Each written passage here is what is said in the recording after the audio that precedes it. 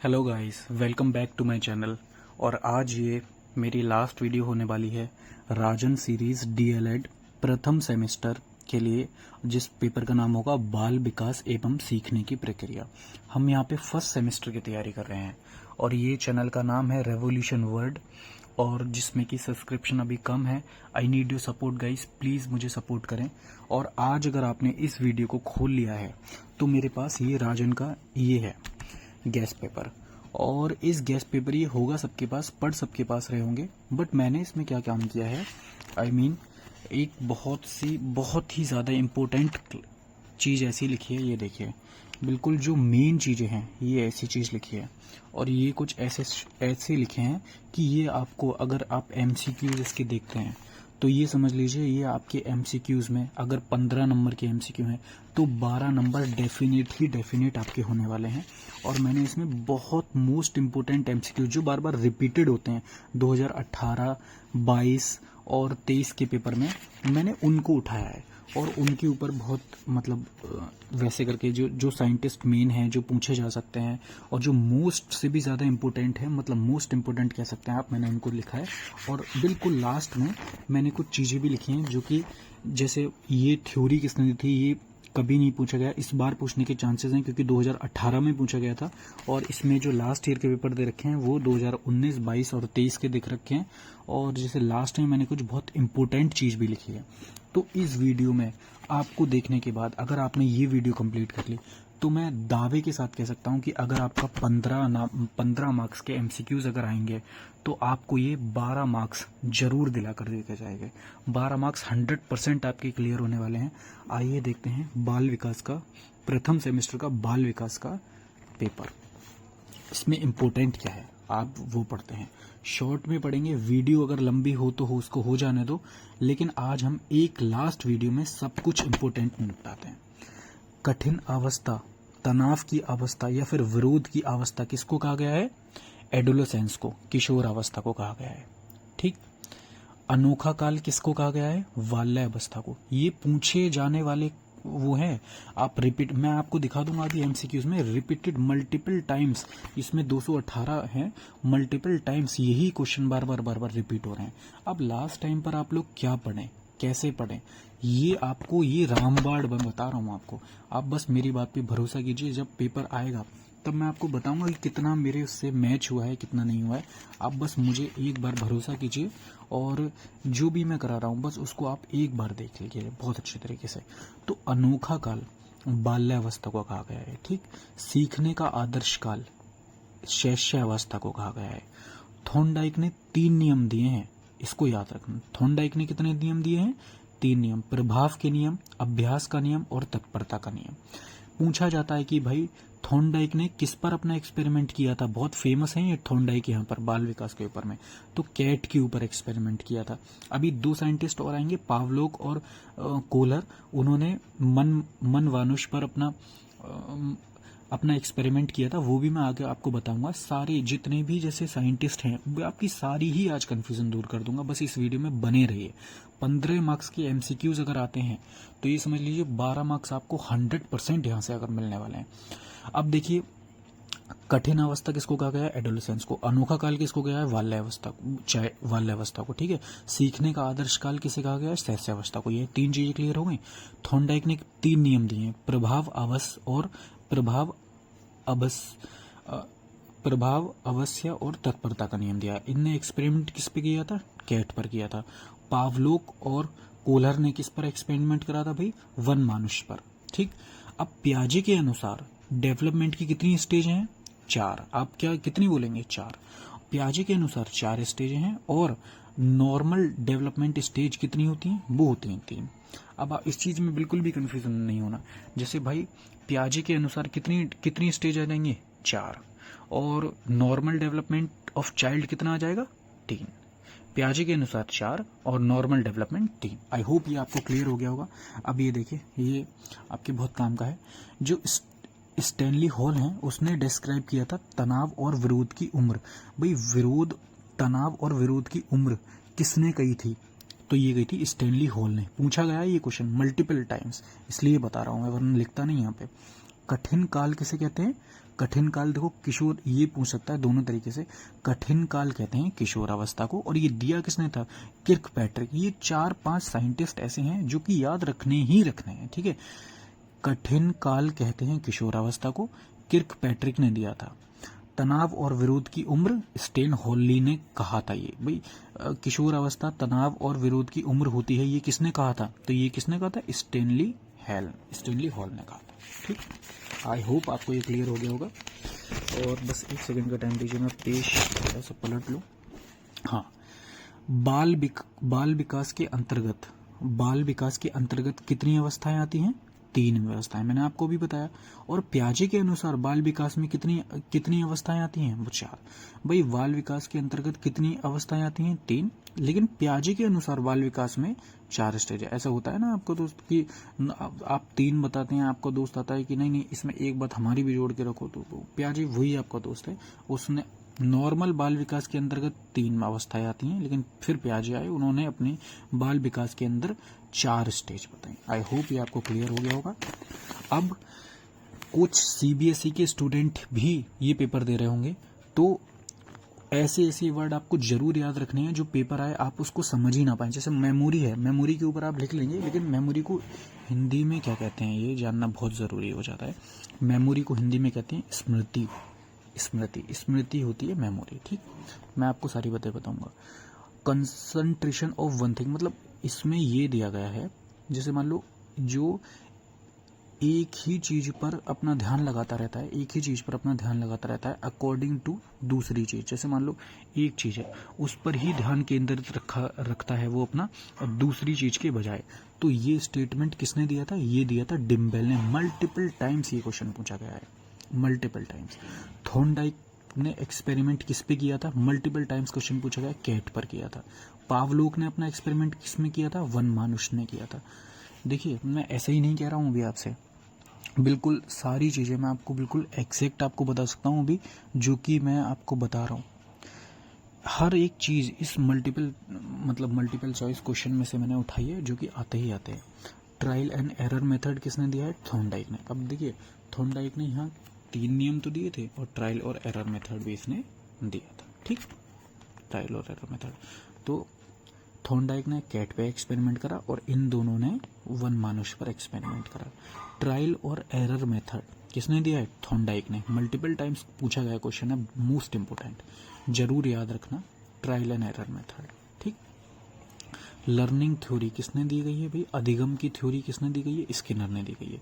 बाटिया battery test बहुत बार पूछा गया है दोस्तों, बहुत बार पूछा गया है बाटिया बैटरी टेस्ट। ये देखिए, मैं आपको दिखा भी दूं, भाटिया बैटरी परीक्षण संबंधित है बुद्धि से, और मैंने यहाँ पे लिख भी रखा है भाटिया बैटरी टेस्ट किससे संबंधित है? बुद्धि से। आपको इस चीज़ों में याद रखना है, आपको एक पॉइंट्स डाल के ये सब चीज़ें बिल्कुल याद रखना है, और भूलनी नहीं है ये सारी चीज़ें बिल्कुल भी।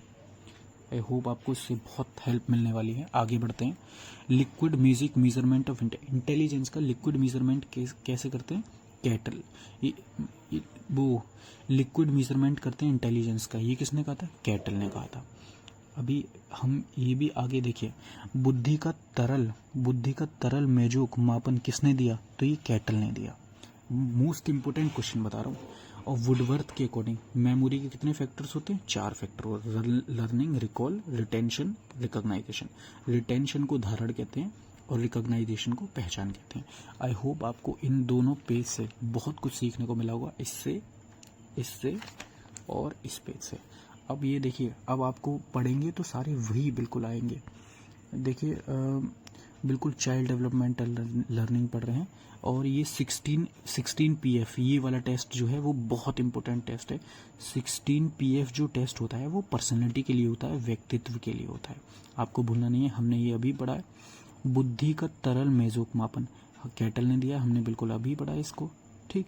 भाटिया बैटरी परीक्षण किससे संबंधित है? बुद्धि से संबंधित है, ठीक। ये देखिए, किसी दूसरी वस्तु की अपेक्षा एक ही वस्तु पर चेतन करने का केंद्रित अवधान है भाई डिम्बेल। देखिए, हमने बिल्कुल अभी बताया आपको डिम्बेल। तो ऐसे ही आपको बहुत मोस्ट इम्पोर्टेंट मैं क्वेश्चंस आपको बताने वाला हूँ। रामवाड़ है दोस्तों, आप चाहे इसको जुटला लीजिए, लेकिन बहुत हेल्प करने वाला है ये। मैं जब भी इसका एग्ज़ाम होगा उसके बाद मैं आपको पूछूंगा कि इसमें से कितने क्वेश्चंस आए 100% 10 तो फंसेंगे ही फंसेंगे इसमें से। मेंटल हेल्थ और मेंटेनिंग देम। मेंटल हेल्थ को बनाना मतलब मानसिक एज को बनाना और उसको बनाए रखना किसने कहा था? ड्राइवर ने कहा था। ये ड्रिवर नाम है इसका, ठीक, ड्रिवर ने कहा था। और साइजेड, ये है साइजोइड कैटेगरी कौन सी होती है? प्रतिभाशाली बच्चे होते हैं। साइजोइड कैटेगरी प्रतिभाशाली बच्चे।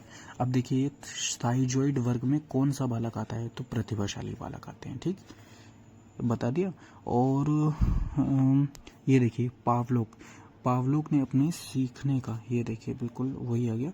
पावलोक ने अपने सीखने का सिद्धांत का प्रतिपादक किसे उपयोग करके बनाया है? तो देखिए पावलोक और हमने कोहलर पढ़ा था, वन मनुष्य था, और थॉर्नडाइक ने किस पे किया था? कैट पे किया था। बस यही सारी चीज़ें सीखने को हैं इसमें, और बाकी ज़्यादा कुछ नहीं। अब देखिए हमने ये भी पढ़ा, मानसिक स्वास्थ्य और नियमों को खोजने और उन्हें बनाए रखने के अध्ययन का केंद्र बिंदु है ड्रिवर।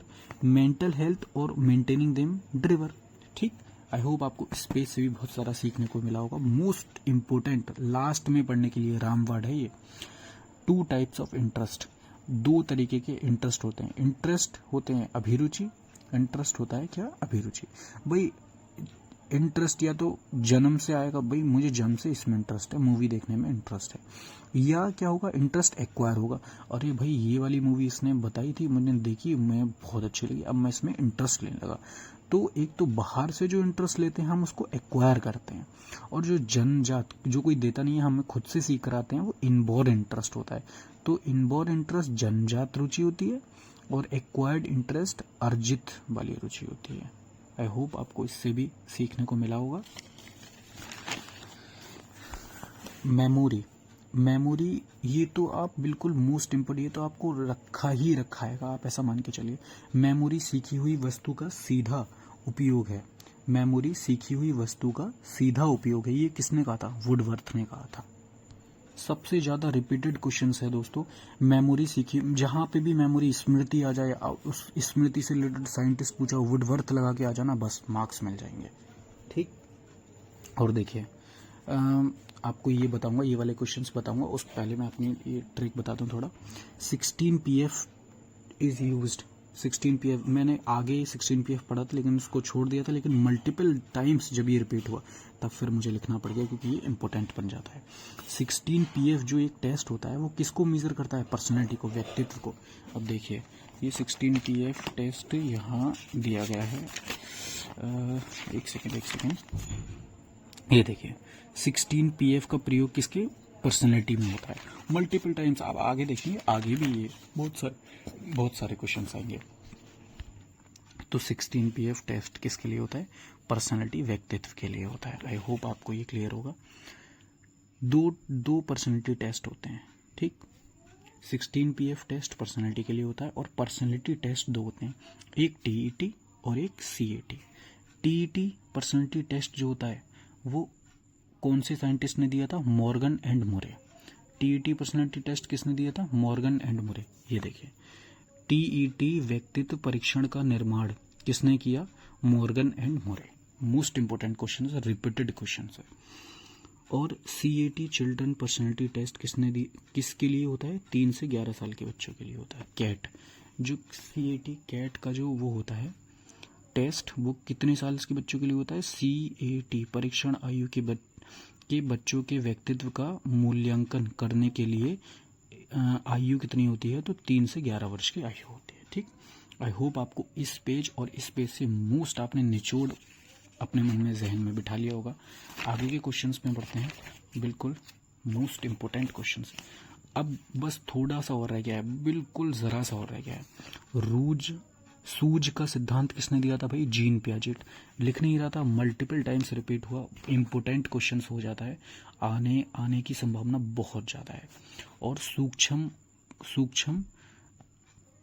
सूक्ष्म गतिक कौशल, ये फाइन मोटर डेवलपमेंट। अब फाइन मोटर डेवलपमेंट में इसलिए बता रहा हूँ क्योंकि फाइन मोटर डेवलपमेंट में बहुत सारी चीज़ें आ जाती हैं। जैसे ये आप इसको पढ़िए 184 क्वेश्चन को।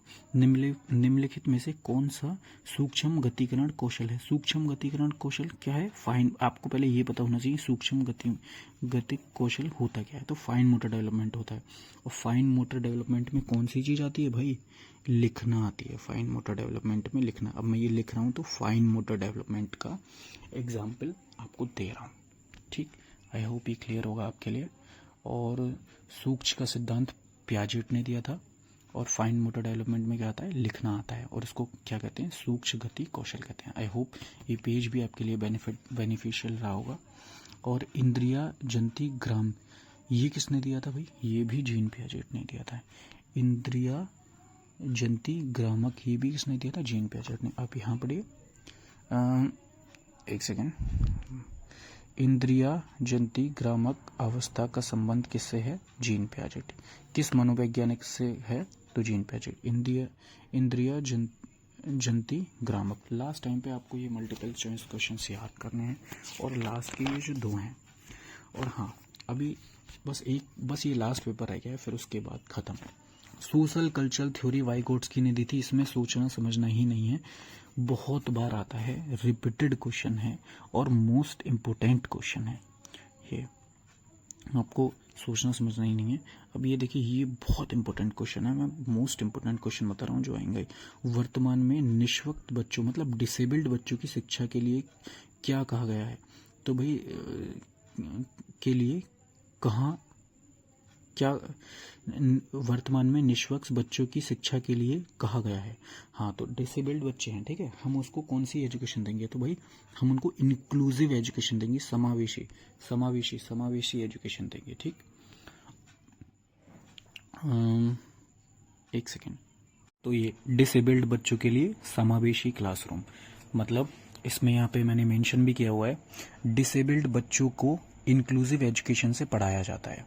मतलब जो डिसेबल्ड बच्चे होते हैं उनको इंक्लूसिव एजुकेशन, मतलब जैसे inclusive education in the sense कि सब लोगों को साथ में रह के एजुकेशन कराना, मतलब उनको कुछ भी अलग फील ना हो, इसीलिए उनको इंक्लूसिव एजुकेशन, इंक्लूसिव मतलब समावेशी शिक्षा, इंक्लूसिव को हिंदी में कहते हैं समावेशी शिक्षा। आई होप आप सभी मुझे समझ पा रहे होंगे। Units to test hearing ability, hearing ability को अगर हमें पहचानना है तो उस कैसे पहचानेंगे? क्या मतलब होता है उसका? डेसिबल होता है। ठीक, इसमें कहीं मेंशन भी होगा, अभी उसको देखते हैं।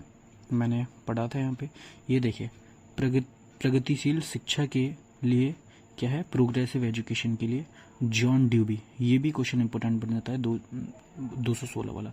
प्रगति मतलब इंक्लूसिव प्रोग्रेसिव एजुकेशन के लिए जॉन ड्यूबी ने कहा था इसका। ठीक है, सोशल लर्निंग थ्योरी किसने दी थी? बंडूरा ने दी थी। इम्पोर्टेंट है बीएड बीटीसी। बीएड में तो ये पूछा जाता है और बीटीसी में बहुत ज़्यादा चांसेस होते हैं ये सब पूछने के। सोशल लर्निंग थ्योरी बंडूरा ने दी थी। ठीक, और डिसेबल्ड बच्चों को इंक्लूसिव एजुकेशन से पढ़ाया जाता है। और हियरिंग की एबिलिटी को किससे मेज़र करते हैं? डेसिबल से मेज़र करते हैं। आई होप आप लोग समझ पा रहे होंगे। और ये देखिए, ये सारे क्वेश्चंस पूरे हो गए। 218 वाला और 219 वाला, ये 2 इम्पोर्टेंट हैं। ये भी आप पढ़ लेना, मुश्किल से जितना अब तक आपने पढ़ लिया है वो बहुत मोर देन सफिशिएंट है। और बाकी अब आते हैं इसके लास्ट में। ये देखिए, मैंने और कुछ भी मेंशन कर रखे हैं यहाँ पे और वो मैं बताऊंगा आपको बाद में। अभी फिलहाल ये पढ़ते हैं। सबसे तेज विकास कौन सी अवस्था में होता है? शैशवावस्था में होता है। ठीक, बुद्धि का पूर्ण रूप से विकास किशोर अवस्था में होता है। स्मृति मतलब मेमोरी का एक आदर्श पुनरावृत्ति है। यह कथन किसने किया था? स्काउट ने। आगे भी पढ़ा आपने। संवेग को क्या कहते हैं? इमोशन कहते हैं। ऐसा ना हो कि वहाँ पे हिंदी में लिखा हुआ है और आप इसको समझ ही ना पाए ये है क्या। मतलब इतनी डीप हिंदी भी नहीं होनी चाहिए। तो मैं उस चीज़ के लिए आप बता रहा हूँ। आई होप ये आपको बेनिफिट दे तो अच्छा ही है। संवेग का मतलब होता है इमोशन। आक्रामकता का मतलब होता है एग्रेशन, मतलब गुस्सा। अनुवांशिकता का मतलब होता है हेरिडिटी। और निष्कत बच्चों का मतलब होता है डिसेबल्ड चिल्ड्रन। ये आप ये इसको पढ़ के जाना, अगर CBSE बोर्ड या फिर थोड़ा डीप हिंदी आप नहीं समझ पा रहे होगे तो बहुत बेनिफिट होगा आपको इससे। प्रोग्रेसिव एजुकेशन, प्रगतिशील शिक्षा को कहते हैं। किसने दी थी? जॉन ड्यूबी ने दी थी। आगे क्वेश्चन, पीछे क्वेश्चन भी पढ़ाता है ना आप लोगों ने, इसका इम्पोर्टेंट क्वेश्चन बन जाता है। बस यही सारा सब कुछ है। और आपने अगर इतना पढ़ लिया ये राजन की बुक, तो ये समझ लीजिए आपको 15 अगर MCQ आते हैं तो भाई 12 आप हिट करके आएंगे। और ये पीछे 3 साल के ये जो 2019 और 2022, एक सेकेंड, 2022 और 2023 के जो वो हैं MCQ, मतलब पेपर जो हैं 2022, ये मैंने अपने चैनल पे सॉल्व करा रखे हैं विद डिटेल्ड उसका सॉल्यूशन से। आप इन सबको भी कर लेना। बस ये एक लास्ट चीज़ रहती है बहुत थोड़ी सी, अब मैं ये भी समझा देता हूँ वरना, क्योंकि ये मेरी लास्ट ही वीडियो है इससे रिलेटेड। 2 थ्योरी होती हैं, SR बॉन्ड थ्योरी और RS बॉन्ड थ्योरी। SR और RS, स्टिमुलस रेस्पॉन्स और रेस्पॉन्स स्टिमुलस, उल्टा पुल्टा होता है, ठीक। तो SR बॉन्ड थ्योरी थॉर्नडाइक ने दी थी, RS बॉन्ड थ्योरी स्किनर ने दी थी। अब बात आती है BTC में कौन सा पूछेगा? BTC में पूछेगा RS बॉन्ड थ्योरी, क्रिया प्रसूत। पीछे देखना आप, इसमें MCQ पढ़ के अगर आपके पास टाइम हो तो मल्टीपल टाइम्स पूछा गया। क्रिया प्रसूत थ्योरी किसने दी थी भाई? बताना जरा। स्किनर ने दी थी, तुम्हें बताना है, स्किनर ने दी थी। बहुत हेल्पफुल, बहुत ज़्यादा, मोस्ट से भी ज़्यादा इंपॉर्टेंट मैंने लिखे हैं यहाँ पर MCQs, बहुत आपके काम में आएंगे। पढ़कर जाना है इन सबको डिटेल में। वीडियो बार बार पीछे करके या फिर आगे करके देख लेना, लेकिन ये सब बहुत इंपॉर्टेंट बन जाता है। स्पेशल चाइल्ड कैसे हो सकते हैं भाई बताओ? प्रतिभाशाली हो सकते हैं, मंदबुद्धि भी हो सकते हैं और पिछड़े बच्चे भी हो सकते हैं। ये मत समझना स्पेशल चाइल्ड है तो भाई अच्छा चाइल्ड होगा या बेकार चाइल्ड होगा। वो प्रतिभाशाली भी हो सकता है, मंदबुद्धि भी हो सकता है, पिछड़ वर्ग। ये क्वेश्चन मैंने इसलिए उठाया है, तो ऐसा एक क्वेश्चन था कि स्पेशल चाइल्ड, मतलब हिंदी में लिखा था स्पेशल चाइल्ड कैसे हो सकते हैं, तो ऑप्शन थे प्रतिभाशाली, मंदबुद्धि, पिछड़ा। तो और एक ऑप्शन था उपयुक्त सभी, तो उपयुक्त सही उसका सही आंसर था NCERT के अकॉर्डिंग भी है। तो मतलब प्रतिभाशाली भी हो सकता है, मंदबुद्धि भी और पिछड़ा वर्ग भी, स्पेशल चाइल्ड। और गाइस अगर आपने इतना सब कुछ कर लिया तो आपके लिए मोर देन सफिशिएंट है। ये मेरा चैनल है revolution world. I hope guys ये आपको पसंद आ रहा होगा। अभी इस पे सब्सक्राइबर्स बहुत कम है। मैं वीडियोस आपके लिए इतने अच्छी तरीके से बना रहा हूँ, मैंने सब कुछ आपके इतने आगे रख दिया। प्लीज़ गाइस मेरे चैनल को सपोर्ट कीजिए, सब्सक्राइब कीजिए गाइस प्लीज़। आप वीडियोस अच्छी खासी मात्रा में देख रहे हैं लेकिन सब्सक्रिप्शन नहीं आ रहे हैं, बहुत डिमोटिवेट सा फील कर रहा हूँ। प्लीज़ गाइस सपोर्ट करिए और thank you so much video में विजिट करने के लिए। आई होप आपका दिन शुभ रहे। All the best.